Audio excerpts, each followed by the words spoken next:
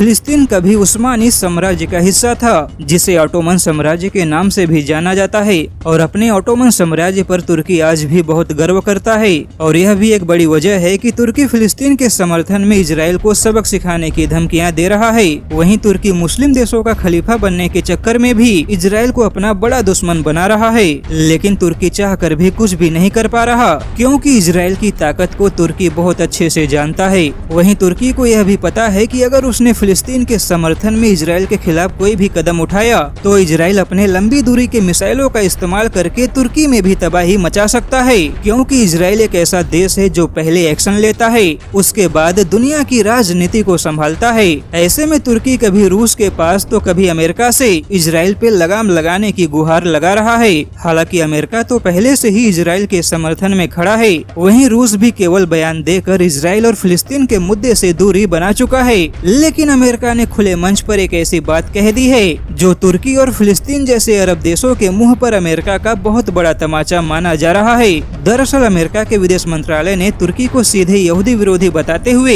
यहूदियों के विरुद्ध भड़काऊ बयान न देने की नसीहत दी है। अमेरिका ने कहा है कि तुर्की लगातार अरब देशों में यहूदियों के खिलाफ अरब देशों को भड़का रहा है। अब यहाँ पर ध्यान देने वाली बात यह है कि अमेरिका यहूदी धर्म का नाम लेने के बजाय इजराइल देश का नाम भी ले सकता था, लेकिन अमेरिका ने यहूदियों का नाम लेकर यह साफ कर दिया है कि तुर्की जैसे देश इजराइल देश को नहीं मिटाना चाहते बल्कि यहूदी धर्म को मिटाना चाहते हैं। अब ऐसे में देखा जाए तो अमेरिका का यह बयान कहीं न कहीं इजराइल को यह संकेत है कि तुम कार्यवाही करो, हम तुम्हारे साथ है। हालांकि तुर्की ने कहा है कि वह फिलिस्तीन के समर्थन में है, लेकिन बड़ा सवाल यह है कि अब तुर्की फिलिस्तीन के समर्थन में रह के क्या कर सकता है, क्योंकि अभी तक फिलिस्तीन की सहायता करने की सारी कोशिशों को इजराइल नाकाम कर चुका है और वैश्विक समुदाय भी चुपचाप बैठा है। और अगर वैश्विक समुदाय एक महीने ऐसे ही बैठा रहा तो फिलिस्तीन का बचा खुचा इलाका भी इजराइल के कब्जे में होगा और तुर्की इजराइल को केवल 2 कौड़ियों की धमकियां देता रह जाएगा।